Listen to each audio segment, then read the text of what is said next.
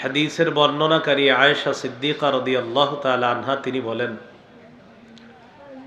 লাম আকিল আবাওয়াইয়া কাত্তু ইল্লা ওয়া হুমা ইয়াদিনানিদ-দীনা ওয়া লাম ইয়ামুররু আলাইনা ইয়াওমুন ইল্লা ইয়াতিনা ফীহি রাসূলুল্লাহি সাল্লাল্লাহু আলাইহি ওয়াসাল্লাম তারাফাইন নাহারি বুকরাতাও ওয়া আশিয়্যা।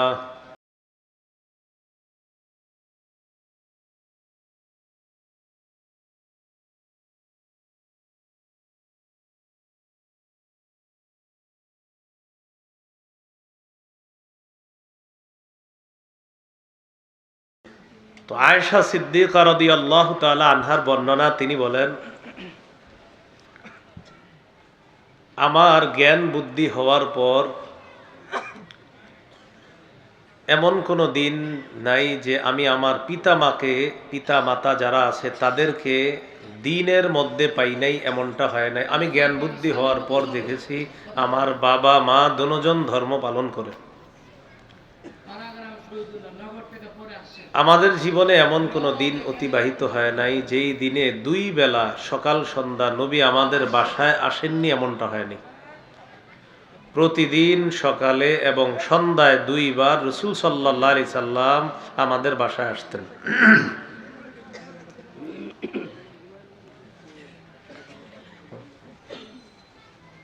ঠিক আছে, তো এদিকে তাকান, এখন ইনশাল্লাহ ঠিক হয়ে যাবে। হ্যাঁ, তো রাসূলুল্লাহ সাল্লাল্লাহু আলাইহি ওয়াসাল্লাম সকাল সন্ধ্যা দুইবার আমাদের বাসায় আসতেন প্রতিদিন। আর জ্ঞান বুদ্ধি হওয়ার পর এমন কোনো দিন নাই যে আমি দেখি নাই যে আমার পিতা মাতা যারা আছে তাদের দিন পালন করে নাই, এমনটা হয় নাই। আমার পিতা মাতা দিন পালন করতে পেরেছি, আর প্রতিদিন সকাল সন্ধ্যায় নবীকে দেখেছি আমাদের বাসায় এসেছে। ফালাম্মা বতুলিয়াল মুসলিমুনা খরাজা আবু বকরিন মুহাজিরান কিবালাল হাবাশা। মুসলমানগণ যখন কঠিন পরীক্ষার সম্মুখীন হলেন, মক্কার কাফেররা মুসলমানদেরকে সহ্য করতে পারে না, মুসলমানগণ দলে দলে হাবশায় হিজরত করা শুরু করলেন। আবু বকর সিদ্দিক রাদিয়াল্লাহু তাআলা তিনিও হাবশার দিকে হিজরতের উদ্দেশ্যে বের হলেন। ফালাকিয়াহু ইবনুদ দাগিনা ওয়া হুয়া সাইয়্যিদুল কারা। আবু বকর সিদ্দিক রাদিয়াল্লাহু তাআলা আনহুর সাথে কারা গোত্রের এক নেতা সাক্ষাৎ করলেন। এই নেতার নাম ইবনুদ দাগিনা। একটু মনে রাখবেন, এটা কি নাম? ইবনুদ দাগিনা, এটাই ওনার নাম, ইবনুদ দাগিনা। এই নেতা আবু বকর সিদ্দিক রাদিয়াল্লাহু তাআলা আনহুর সাথে সাক্ষাৎ করলেন। সাক্ষাৎ করার পর আবু বকর সিদ্দিক রাদিয়াল্লাহু তাআলা আনহুকে বললেন, আইনা তুরিদু আনতা ইয়া আবা বকরিন। আবু বকর, আপনি কোথায় যাওয়ার ইচ্ছা করেছেন? আপনি কোথায় যাচ্ছেন? তো আবু বকর সিদ্দিক রাদিয়াল্লাহু তাআলা আনহু জবাব দিলেন, আখরাজানি কওমি ফাউরিদু আন আসিহা ফিল আরদি ফাআবুদা রাব্বি। আমার জাতি আমাকে বের করে দিয়েছে, তাই আমি দেশে দেশে ঘোরার নিয়ত করেছি, দেশে দেশে ঘুরবো আর আমার রবের ইবাদত করব। আপাতত হাবশার দিকে আমি রওনা করলাম। তো আবু বকর সিদ্দিক রাদিয়াল্লাহু তাআলা রওনা করলেন। ইবনুদ দাগিনা বললেন, না, আপনি হাবশায় যাবেন না, আপনি ভদ্র মানুষ, আপনাকে এক জাতি বের করে দিতে পারে এটা আমার বিশ্বাস হয় না। ইন্না মিসলাকা লা ইয়াখরুজু ওয়া লা ইউখরাজ।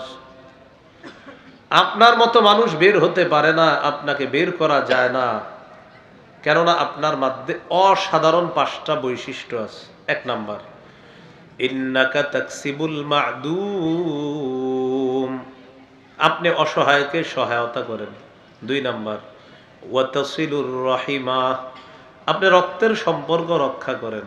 3 নাম্বার, ওয়া তাহমিলুল কাল্লা, আপনি বোঝা বহন করেন। 4 নাম্বার, ওয়া তাকরিদ দাইফা, আপনি মেহমানদারি করেন। 5 নাম্বার, ওয়া তুঈনু আলা নওয়াইবিল হক্কি, হকের উপর অটল থাকতে গিয়ে যারা কষ্টের সম্মুখীন হয় তাদের পাশে গিয়ে আপনি দাঁড়ান। এই 5টা অসাধারণ গুণ আপনার নবীরও আছে, আপনারও আছে।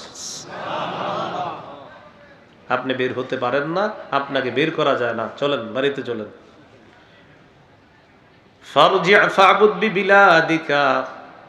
বাসায় চলেন, আপনি আপনার রবের ইবাদত করবেন আপনার এলাকায়। ফারতাহালা ইবনুদ দাগিনা ওয়া রাজা মা আবি বকর সিদ্দিক রাদিয়াল্লাহু তাআলা আন। ইবনুদ দাগিনা আবু বকর সিদ্দিক রাদিয়াল্লাহু তাআলা আনহুকে নিয়ে চলে আসলেন। এখানে একটা নোট করার মতো বিষয় আছে। ওই জামানার নিয়ম হলো কোনো নেতা কাউকে যদি নিরাপত্তা দেয়, আশ্রয় দেয়, এটা অন্যান্য নেতাদেরকে জানাতে হবে। তো ইবনুদ দাগিনা তিনি একজন নেতা। এই কথা গিয়ে মক্কার মুশরিকদের লিডার যারা আছে তাদেরকে এটা জানাতে হবে যে আমি ইবনুদ দাগিনা নেতা হিসাবে আবু বকরকে নিরাপত্তা দিয়েছি, তোমরাও নিরাপত্তা মেনে নাও, এটা জানাতে হবে। فطاف في أشراف كفار قريش। ইবনুদ দাগিনা কাফেরদের বড় বড় লিডার যারা আছে, মুশরিকদের লিডারদের সাথে সাক্ষাৎ করলেন। সাক্ষাৎ করার পর বললেন, আতুখরিজুনা রাজুলান ইয়াকসিবুল মাদুমা ওয়া ইয়াসিলুর রাহিমা ওয়া ইয়াহমিলুল কাল্লা ওয়া ইয়াকরিদ দাইফা ওয়া ইউঈনু আলা নওয়াইবিল হক। এমন একজন মানুষকে তোমরা কিভাবে বের করে দাও যে মানুষটা অন্যকে সহযোগিতা করে, যে মানুষটা রক্তের সম্পর্ক রক্ষা করে, যে মানুষটা মেহমানদারি করে, অন্যের বোঝা বহন করে, সত্যের উপর অটল থাকতে গিয়ে যারা কষ্টে পতিত হয় তাদের সহযোগিতা যেই মানুষটা করে, এই মানুষটাকে কিভাবে বের করে দাও। ইন্না আবা বকরিন লা ইয়াখরুজু মিসলুহু ওয়া লা ইউখরাজু।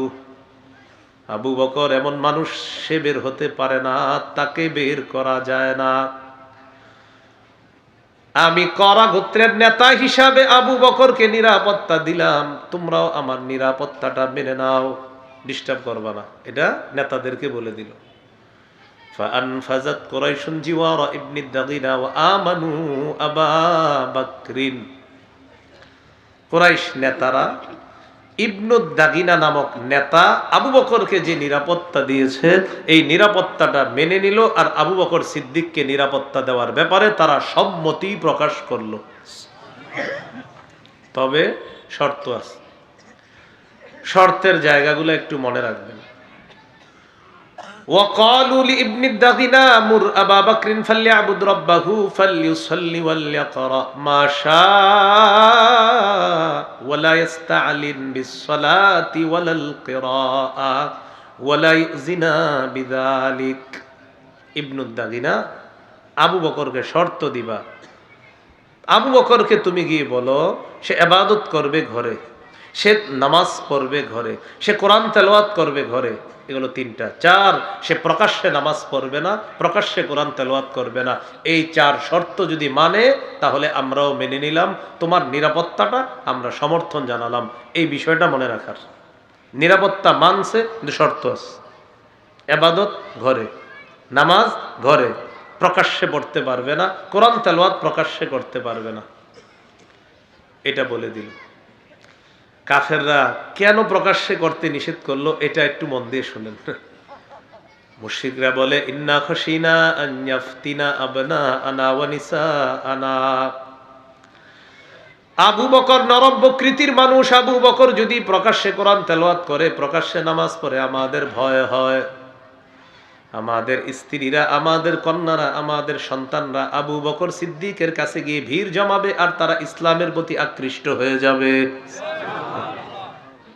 তো এই জন্য আমাদের টেনশন আছে, তুমি বইলা দো এগুলা। তো ইবনুদ দাগিনা, ইবনুদ দাগিনাটা এটা ইতিহাসের একটা বিখ্যাত নাম, তো এটা একটু নোট করার মতো বিষয়। ইবনুদ দাগিনা আসছে, ইবনুদ দাগিনা আসার পর বললেন, আবু বকর শর্ত তো মেনে নিয়েছে, আমার নিরাপত্তা দেওয়া মেনে নিয়েছে তারা, আমি যে আপনাকে নিরাপত্তা দিছি নেতা হিসেবে তারা মানছে, তবে শর্ত হলো আপনি ঘরে নামাজ পড়বেন, ঘরে ইবাদত করবেন, ঘরে তেলাওয়াত করবেন, প্রকাশ্যে নামাজ পড়বেন না, প্রকাশ্যে তেলাওয়াত করবেন না, এটা শর্ত দিছে। আবু বকর সিদ্দিক তাদের শর্ত মেনে নিলেন।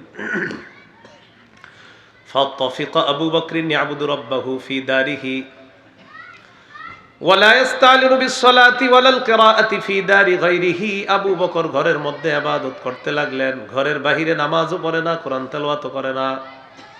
এইভাবে অনেক দিন গেল। সুম্মা বাদা লি আবি বকরিন, এরপর আবু বকরের কাছে মনে হলো আর কতদিন প্রকাশ্যে আমি, আর কতদিন গোপনে ইবাদত করব, আর পারবো না।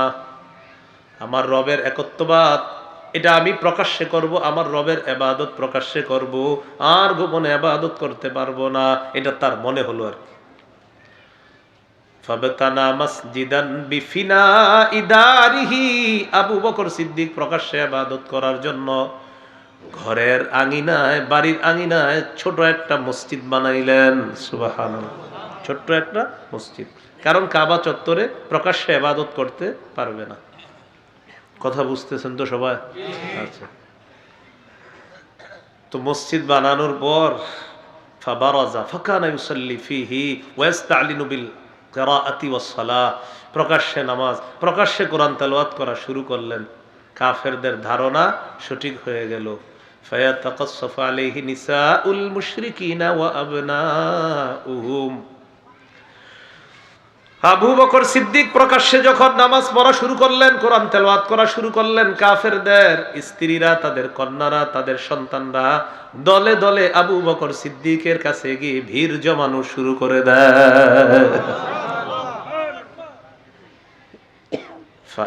ফাআফজাআ যালিকা কুফার কুরাইশ, কুরাইশদের নেতাদেরকে বিষয়টা ভাবিয়ে তুললো যে এটা কোনো কথা।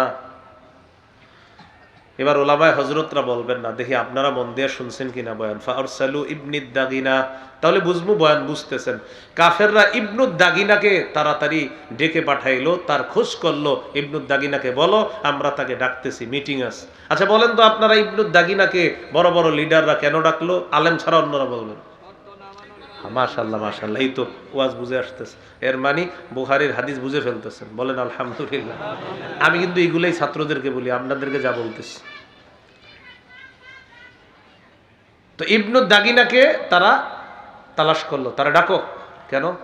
তো শর্ত দিলাম, তো শর্ত পূরণ হলো না। এখন ইবনুদ দাগিনা যেহেতু নিরাপত্তা দিয়েছে, আমরা তার সাথে কিছু কথা আসার পর বলল, তুমি কি শর্তে নিরাপত্তা দিলা? আর আবু বকর তো শর্ত পূরণ করছে না। আমরা যা ভেবেছিলাম সেটাই হলো। তুমি জানো সে প্রকাশ্যে নামাজ পড়া শুরু করছে, তেলাওয়াত করা শুরু করছে। আমাদের বউ, কন্যা, ছেলে মেয়ে সব গিয়ে তার কাছে গিয়ে ভিড় জমায়, আর তার কান্না দেখা এরা আশ্চর্য হয়ে তার দিকে তাকায় থাকে। وكان أبو بكر رجلا بكاء لا يملك دمعه حين يقرأ القرآن। আবু বকর যখন কোরআন তেলাওয়াত করতেন তখন তিনি তার চোখের পানি সংবরণ করতে পারতেন না। কাফের মুশরিকরা বলে, আবু বকরের কান্না দেখে আমাদের সন্তানরা, আমাদের বিবিরা না জানি তার প্রতি আকৃষ্ট হয়ে যায়। তুমি আবু বকরের কাছে যাও, যাওয়ার পর বলবা, ইন আহাব্বা আইয়াক্তাসিরা আলা আইয়াবুদা রাব্বাহু ফাআলা ওয়া ইন আবা ইল্লা আইয়ুলিনা বিহি। দুইটা অপশন, হয়তো আবু বকর আগে মতো ঘরে ইবাদত করবে, অন্যথায় সে যদি প্রকাশ্যে ইবাদত করে তাহলে কিন্তু শর্ত আর থাকলো না, আমরা তার নিরাপত্তা নামাটা আর রাখতে পারবো না। এখন আমরাও চাই না তুমি তোমার নিরাপত্তা নামা উঠিয়ে তুমি আরববাসীর কাছে লজ্জিত হও, এটাও আমরা চাই না। এখন এই জায়গাটা কেন বললাম আরববাসীর কাছে লজ্জিত হও, একটু বুঝেন। ওই জামানায় কোনো নেতা কাউকে নিরাপত্তা দেওয়ার পর নিরাপত্তা নামা উঠিয়ে নেওয়াটা ছিল লজ্জাকর বিষয়। আরবের লোকেরা বলা বলি করতো, ছি ছি, একটা মানুষকে নিরাপত্তা দিয়ে আবার উঠিয়ে নেয়, এটা কেমন কথা। তো এই জন্য আমরা চাই না তুমি নিরাপত্তা নামা উঠিয়ে নিবা, বরং এক কাজ করবা, আবু বকরকে বলবা হয় ঘরে ইবাদত করবে, না হয় নিরাপত্তা নামা যেন সে ফিরিয়ে দেয় তোমাকে, তুমি ফিরিয়ে নেও না, সে যেন ফিরিয়ে দেয়। তাহলে তোমার আর লজ্জাও থাকলো না, কারো কাছে লজ্জিত হতে হবে না। ইবনুদ দাগিনা আবু বকর সিদ্দিকের কাছে আসছে। এবার একটু রেডি হন, ইমান তাজা হওয়া জবাব কাকে বলে দেখেন। আবু বকর সিদ্দিক রাদিয়াল্লাহু তাআলা আনহুর কাছে আসছে, আসার পর বলে, আবু বকর, শর্ত ছিল আপনি ঘরে ইবাদত করবেন, শর্ত পূরণে আপনি ব্যর্থ হয়েছেন, আপনি শর্ত পূরণ করতে পারছেন না, প্রকাশ্যে ইবাদত করেন, মক্কার লিডাররা এটা মেনে নিতে পারছে না। হয়তো আপনি আগের মতো ঘরে ইবাদত করবেন, অন্যথায় আপনি আপনার যে নিরাপত্তানামাটা আমাকে আপনি ফিরিয়ে দেন, কারণ আমি নিরাপত্তানামা উঠিয়ে লজ্জিত হতে চাই না। আরবের লোকেরা বলবে, কিভাবে একটা নিরপরাধ মানুষকে নিরাপত্তা দেওয়ার পর আবার উঠিয়ে নেয়, এই কথা আমি সহ্য করতে পারবো না। তা আবু বকর বললেন, তাহলে কি করতে হবে বলো? ইবনুদ দাগিরা বললেন, হয়তো ঘরে ইবাদত করবেন, না হয় নিরাপত্তানামা ফিরিয়ে দেন। আবু বকর সিদ্দিক বললেন, ইন্নী আরুদ্দু ইলাইকা জিওয়ারাকা ওয়া আরদা বিজিওয়ারিল্লাহ। আমি তোমার নিরাপত্তানামা এই মুহূর্তে ফিরিয়ে দিলাম, আমি আল্লাহর নিরাপত্তায় খুশি আছি। তোমার নিরাপত্তা দরকার নাই। রবের ইবাদত প্রকাশ্যে করি, রব নিরাপত্তা দিবে আমাকে। এটা হইল মুমিনদের ঈমান চেতনাদায়ক কথা, ঈমান তাজা করার কথা। মুমিন কখনো কোনো মানুষের নিরাপত্তা প্রত্যাশী না, মুমিন তো আল্লাহ নিরাপত্তায় বিশ্বাসী। মুমিনের অভিভাবক আল্লাহ কে? সূরা বাকারা 257 নম্বর আয়াতে আল্লাহ বলেন, আল্লাহু ওয়ালিয়ুল্লাযীনা আমানু, যারা ঈমানদার তাদের অভিভাবক হলেন আল্লাহ। আমাদের অভিভাবক কে? আল্লাহ। তো আবু বকর সিদ্দিক রাদিয়াল্লাহু তাআলা প্রকাশ্যে ইবাদত করা শুরু করলেন। একদিন নবী বললেন, উরিতু দারা হিজরাতিকুম, আমাকে স্বপ্নে দেখানো হয়েছে তোমাদের হিজরতের জায়গাটা। রাআইতু সাবখাতান দারা নাখলিন বাইনা লাবাতাইন, আমি স্বপ্নে দেখলাম খেজুর গাছ বেষ্টিত একটা এলাকা, দুই এলাকার মাঝে খেজুর গাছ বেষ্টিত একটা এলাকা। এর মানে তোমাদের হিজরতের জায়গাটা আমাকে দেখানো হয়েছে, সেই জায়গাটা অন্য কোনো জায়গা নয়, সেটাই হলো মদিনা। হিজরতের জায়গা কোথায়? সাহাবায়ে কেরাম যারা আবিসিনিয়া বা হাবশার দিকে হিজরত করার উদ্দেশ্যে বের হয়েছিলেন, তারা নিয়ত পাল্টায়া মদিনার দিকে হিজরত করার উদ্দেশ্যে রওনা করলেন। আবু বকর সিদ্দিক হিজরত করবে মদিনায়। নবীজি বললেন, আবু বকর তুমি থামো, তুমি এখনই হিজরত করবা না। আমার মনে হচ্ছে আল্লাহ আমাকে হিজরতের হুকুম করবে, আমাকে যখন আদেশ করবে, আমি যখন হিজরতের উদ্দেশ্যে রওনা করব মদিনার দিকে, তুমি হবা আমার হিজরতের সাথী। তখন থেকে তিনি দুইটা বাহন লালন পালন করতে লাগলেন। 4 মাস বাবলা গাছের পাতা খাওয়াইলেন। এক বাহনে তিনি চড়বেন, আর এক বাহনে রাসূল চড়ে তারা মদিনার উদ্দেশ্যে রওনা করবেন। এই হাদিসে আমার বোঝানোর উদ্দেশ্য, আবু বকর সিদ্দিক রাদিয়াল্লাহু তাআলা আনহুর যে কান্নাটা, এই কান্না ছিল দয়া মায়া। উনি নরম মানুষ ছিলেন, ওনার কান্না দেখে অন্যান্য অমুসলিমরা ইসলামের দিকে আকৃষ্ট হয়ে পড়ত। এইগুলো আজকের প্রথম আলোচনা, দয়ার কান্না। 2 নাম্বার বুকাউল খাউফ, ভয়ের কান্না। বলেন কিসের কান্না? এটা খুব মন দেন, এটা সবার জরুরি। নাসাইর বর্ণনা 3108 নম্বর হাদিস। عن أبي هريرة رضي الله تعالى عنه قال قال رسول الله صلى الله عليه وسلم لا يلج النار رجل بكى من خشية الله حتى يعود اللبن في الدار। নবীজি বলেন, উলান থেকে দুধ বের হওয়ার পর এই দুধ উলানে ফিরে যাওয়া যেমন অসম্ভব, কোন ব্যক্তি যদি আল্লাহর ভয়ে কান্নাকাটি করে, এই ব্যক্তিও জাহান্নামে যাওয়া অসম্ভব। উলান থেকে দুধ বের হওয়ার পর এই দুধ যেমন উলানে আর ফিরে যাবে না, কোন ব্যক্তি আল্লাহর ভয়ে কান্না করবে, সেও জাহান্নামে প্রবেশ করবে না। তিরমিজির হাদিস, 2406 নম্বর হাদিস, 2406। এই হাদিসটি সবার জন্য শিক্ষা। আমরা যারা ব্যবসায়ী আছি, কর্মজীবী আছি, চাকরিজীবী, সবাই মন দিয়ে শোনেন এই হাদিসে নবী কি বলে।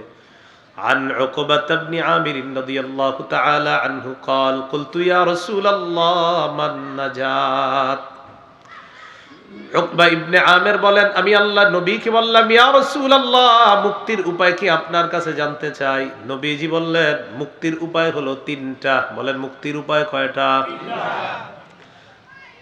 এক নাম্বার, আমসিক আলাইকা লিসানাক, তুমি তোমার জবান নিয়ন্ত্রণ করবা, জিহ্বা সংযত করবা। তিরমিজির হাদিস, 2616 নম্বর হাদিস। নবীজি বলেন, হাল ইয়াকুব্বুন নাসা ফিন্নারি আলা ওয়ুজুহিহিম আও আলা মানাখিরিহিম ইল্লা হাসাইদু আলসিনাতিহিম। বেশিরভাগ মানুষের মাথাটা নিচের দিকে দিয়ে, পাগুলা উপরের দিকে দিয়ে ধাক্কাইতে ধাক্কাইতে জাহান্নামে নিক্ষেপ করা হবে, শুধুমাত্র জিহ্বার অপরাধে। নাউজুবিল্লাহ।